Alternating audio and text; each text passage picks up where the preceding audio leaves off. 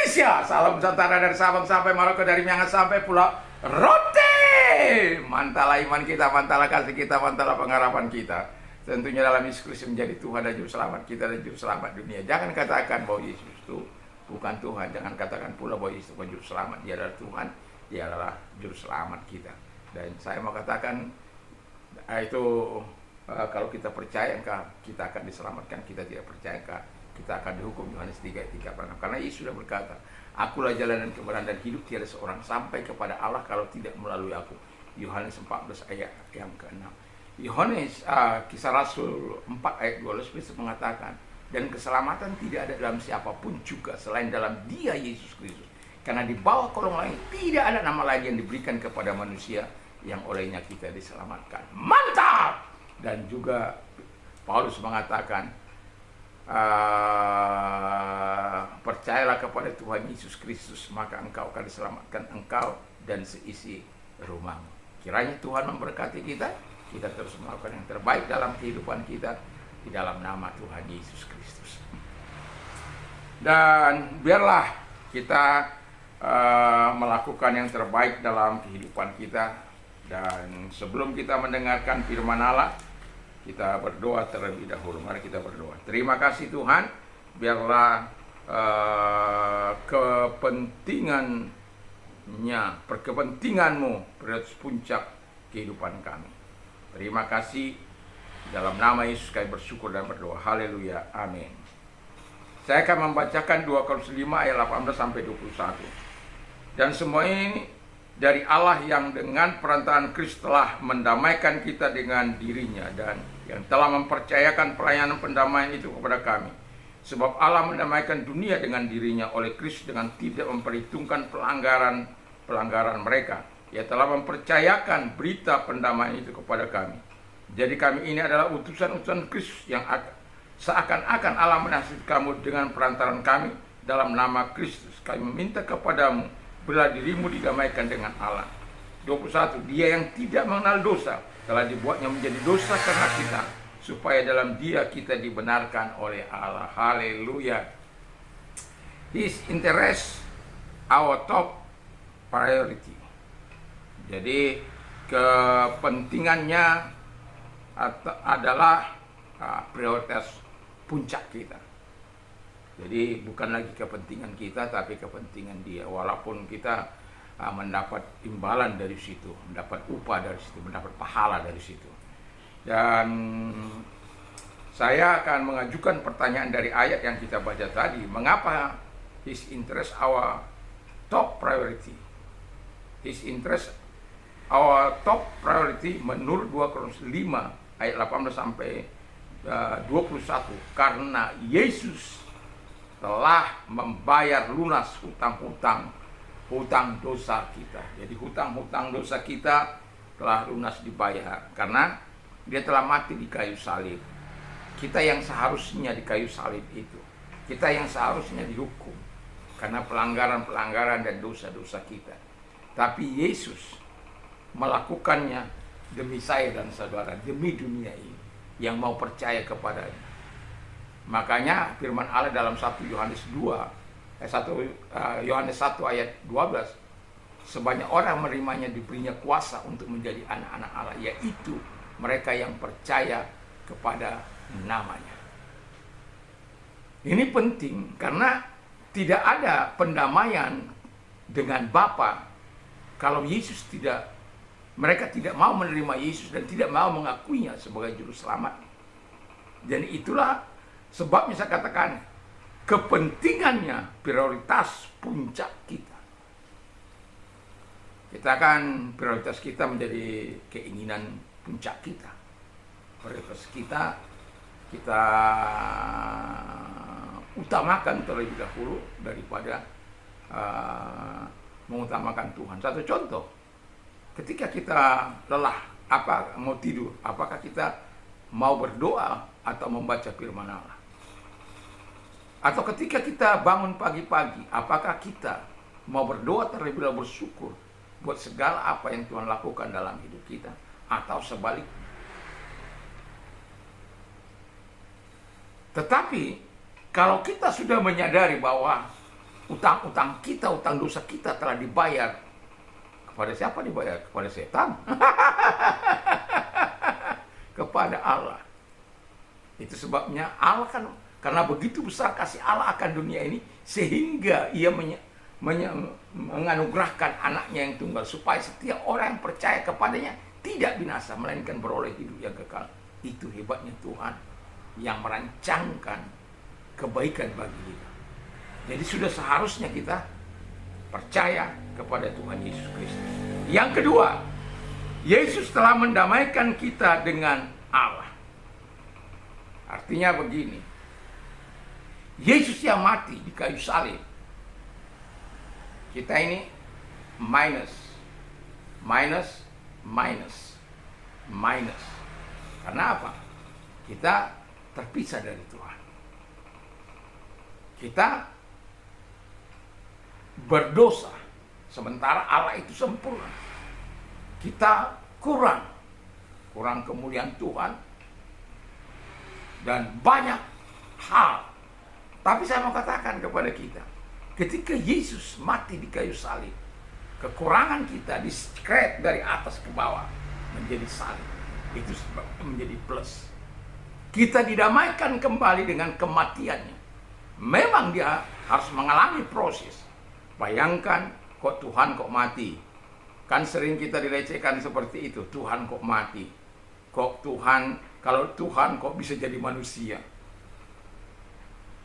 Mereka menggunakan akal mereka yang sempit.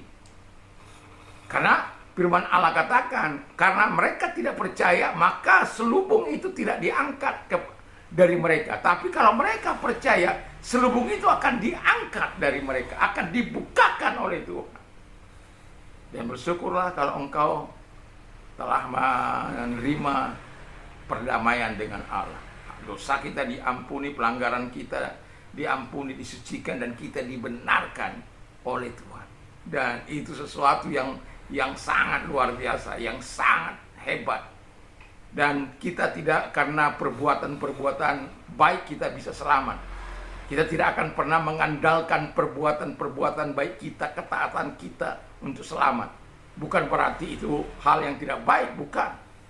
Yang mau saya katakan, kita tidak mengandalkan ketaatan kita, karena ketaatan kita itu tidak sempurna. Kebaikan kita itu tidak sempurna.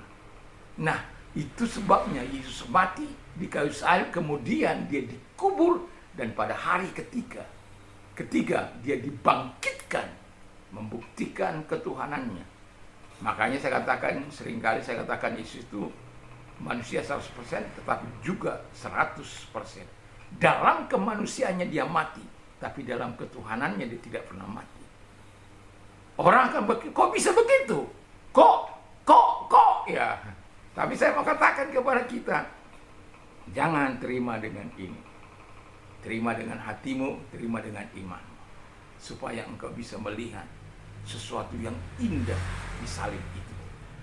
Yang ketiga, sehingga engkau mengerti salib itu telah mendamaikan engkau dengan Allah, sehingga engkau mendapat pengampunan, mendapatkan kehidupan, mendapatkan kasih, dan engkau dengan sungguh dengan tulus dalam ketaatan kepada Tuhan. Yang ketiga, Yesus telah memberikan kita kuasanya. Wow.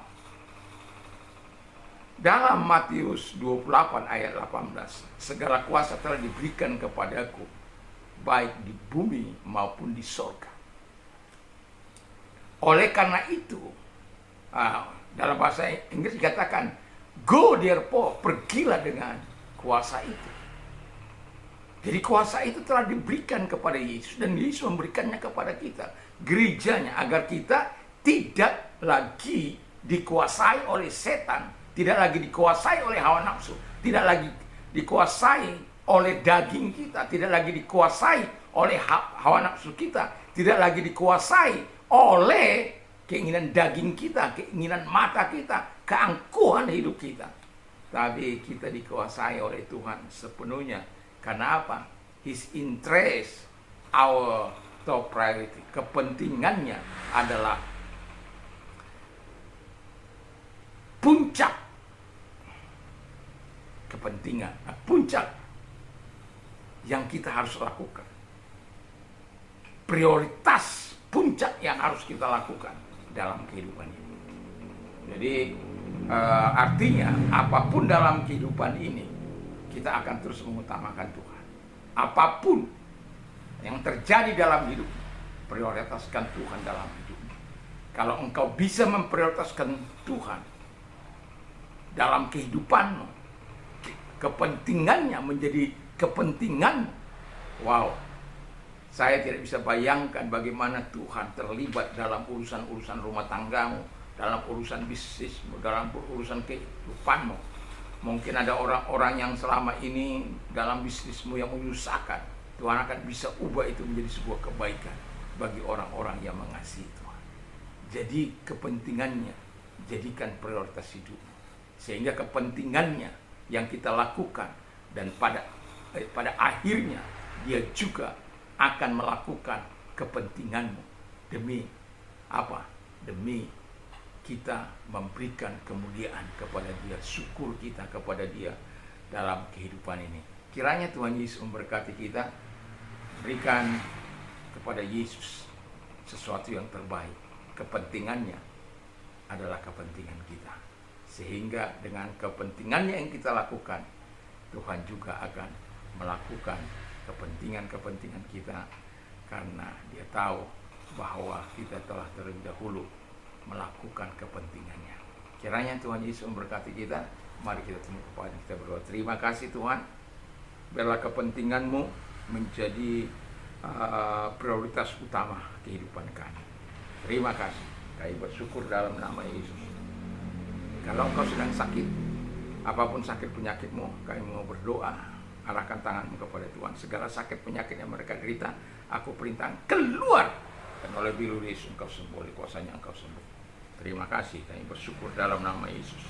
Dan kami juga berdoa kepada mereka-mereka yang sedang mengalami penderitaan, kesusahan, dan apapun Tuhan, engkau sudah berkata, marilah kepadaku hai kamu yang letih lesu dan berat, aku akan memberikan kelegaan bagimu. Kalau engkau orang yang mendapatkan kelegaan dari Tuhan, angkat tanganmu, kita berdoa. Terima kasih, lihat tangan-tangan yang diangkat kepadamu. Mereka butuh kelegaan daripada Tuhan, butuh jawaban dari Tuhan, butuh pertolongan dari Tuhan, butuh lawatan daripada Tuhan. Mari Bapa, engkau menolong mereka satu demi satu dalam nama Tuhan Yesus Kristus. Dan terima kasih buat pertolongan dan kebaikan yang kau lakukan dalam hidup mereka. Dalam nama Yesus kami bersyukur dan berdoa. Haleluya. Amin. Selamat sore, selamat kita beraktivitas ya, sampai mungkin jam malam ya. Tapi saya mau katakan juga kepada kita, kalau kita mau berbuat donasi, ada nomor-nomor di bawah ini yang bisa kita lakukan ya. Kiranya Tuhan memberkati, dan kalau Anda sudah berdonasi, mohon dikirimkan screenshotnya untuk menjadi bahan pertanggungan jawab kami. Dan kiranya Tuhan Yesus memberkati kita semuanya. Dan saya katakan mantap, mantap, mantap. Selamat malam. Oh ya, jangan lupa ya. Sebelum tidur berdoa dan membaca firman Allah dan memperkatakan firman-Nya. Ingat, iman timbul dari pendengaran firman Kristus. Haleluya, dalam nama Yesus.